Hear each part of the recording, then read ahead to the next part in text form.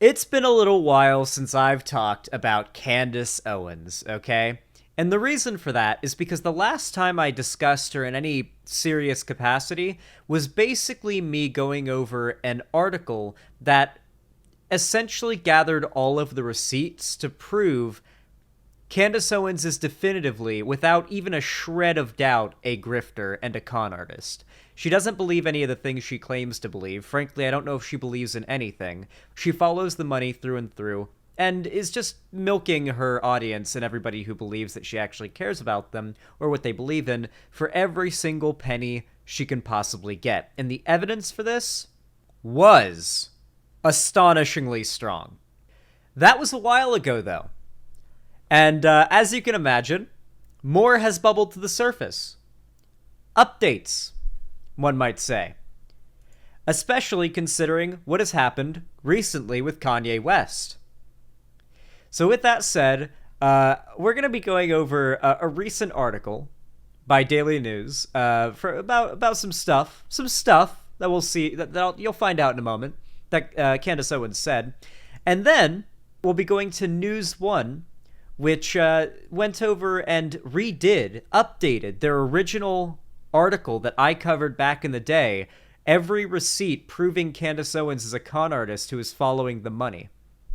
And oh boy, are there a lot of receipts. And the reason why I want to include this receipt going over area after this bit is because one of the things that Candace Owens says in this first article directly contradicts her past, in a way that I really do think is indicative of how lacking in any moral character Candace Owens is. So, let's hop right into it.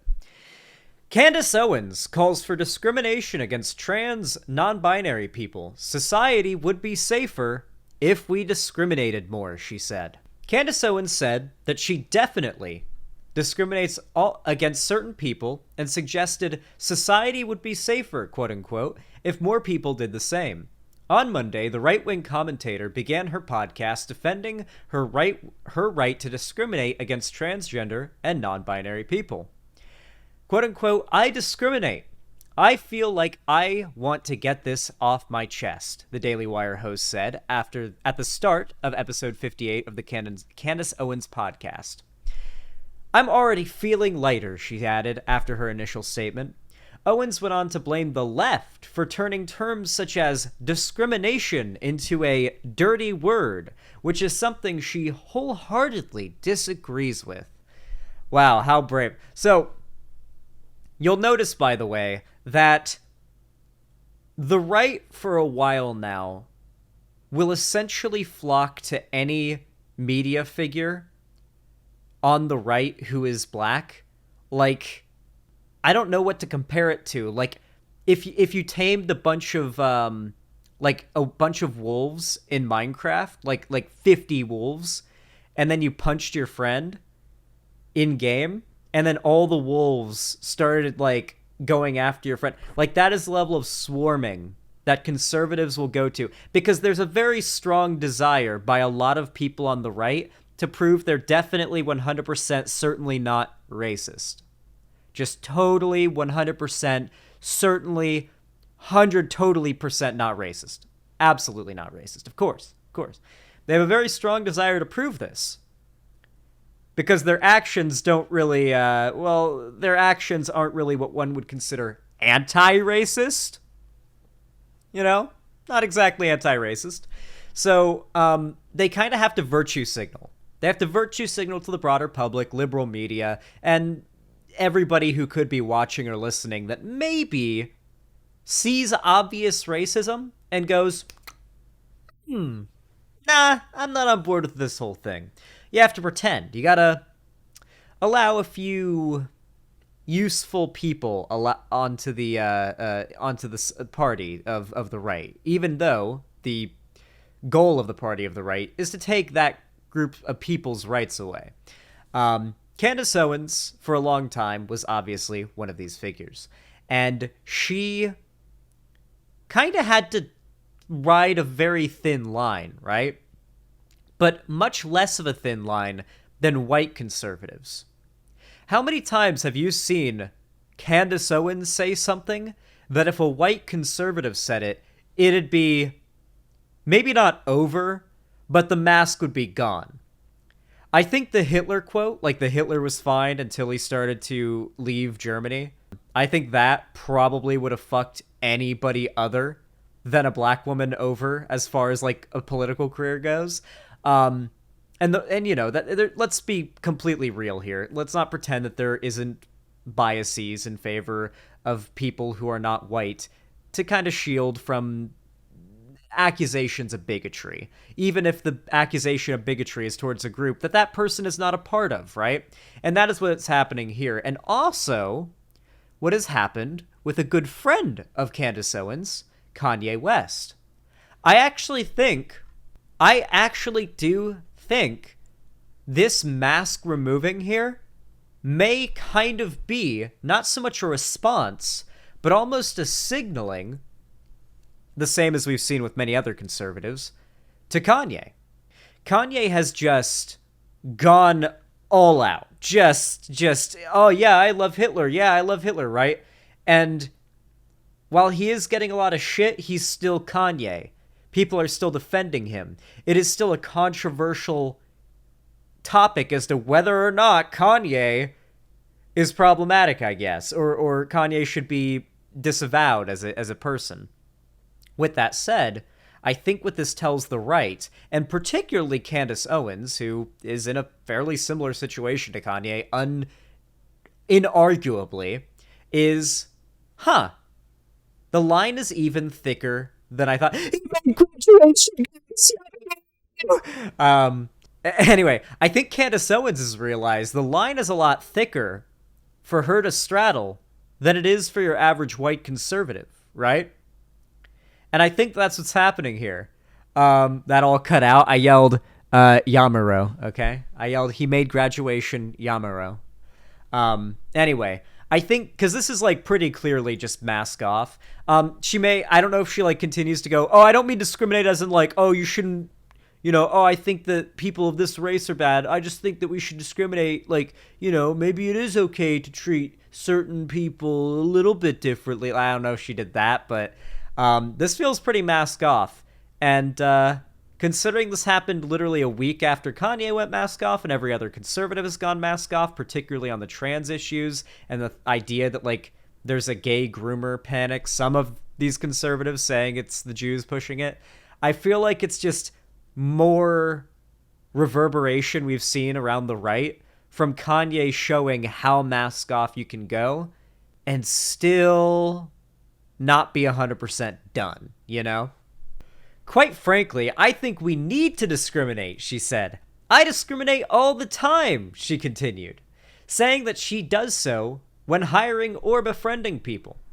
More specifically, the 33-year-old black conservative commentator said she definitely discriminates against men that paint their nails and wear dresses, she said, likely referring to non-binary people and transgender women. I don't really care how you feel about that. Wear your dress and you can paint your nails, but I'd prefer you keeping 100 feet away from a playground and all of the feet away from my children and me, she said. If I see you, I'm going to cross the street if I'm with my kids. So that's actually a really clever little go-to. So right here you have the I don't care what you do and also I want you dead argument in the same sentence. Isn't that wild? Isn't that fucking wild? That she literally did the I don't care what you do, you're an adult, you know, I don't care, but also you're a pedophile who should be killed in the same sentence, you know? Like, she tried, like, the right really wants to be able to front this fake sort of laid back, cool, like, I don't really care what anybody does. I don't care what anybody does as long as it doesn't affect me. The problem is the trans people are pushing it on us, right? And so she does, like, the whole, I don't really care how you feel about, I don't really care, you know, if you're trans or what you wear, whatever, do what you want. But stay away from children, you fucking pedophile monster, pieces of shit, wood chippers for all of you. Like, okay, dude, like, all right, you can't play the cool, laid back, oh, yeah, we just have questions. We just have questions, and I just don't agree with it. You do what you want, but I don't agree with it. You can't play that when when you literally follow it up with pedo jacketing. Owens justified her discrimination as being healthy, adding that she also discriminates when hiring a personal trainer or a medical professional. I don't want a dentist with bad teeth. I don't want Lizzo being my trainer. Remember, by the way, Lizzo is like the most recent like black woman the right hates. Basically there's like constantly someone who's part of a minority group that's like in the conservative media cycle that's meant to be hated for a reason they pretend isn't because of their identity. And in this case, the most recent example was Lizzo. And so obviously, Candace Owens is gonna be like, fuck fat people and fuck black women. Yeah, I can say that because I'm a black woman. Yeah, you wouldn't want Lizzo to be my personal trainer, am I right, guys? Yeah. Good one, Candace. You're funny. Anyway, I'm going to discriminate against somebody that is... Wait. I am, quote unquote, I am going to discriminate against somebody that is that clinically obese. They're never going to get me healthy. This is unironically conservative argumentation. It's not conservative thought because, well, it is conservative thought, but this isn't actually what Candace Owens thinks. She's a liar and a grifter. But this is how conservatives think, broadly. Conservatives genuinely believe that, like, if you say were like a doctor, like a medical professional, you've got like your medical degree up on the wall, you've got like your, over a decade of medical school experience and decades of experience actually being a doctor, but you're overweight, but you're fat. Conservatives will genuinely say, how can you be a doctor who knows anything about health if you personally are overweight? Now, obviously, you would reply to that person, are you a fucking idiot? I've gone to medical school. Just because I am overweight does not mean that I lack the knowledge that being overweight isn't typically good for you. This is quite literally the Sneeko argument, which, by the way, Sneeko, lover of the movie Cuties. I wonder if Candace and Sneeko have that in common. I wonder if Candace Owens also liked the movie Cuties. Remember, guys, any conservative who constantly, she literally pedo-jacketed, trans people earlier here in this article. So I want to say, when the right hurl accusations at the left, in every other scenario, it is always just a confession. Every conservative accusation is a confession in every other scenario. So there's no reason, off the top of our heads, to believe that the case of them hurling unwarranted pedo accusations to the left isn't also projection.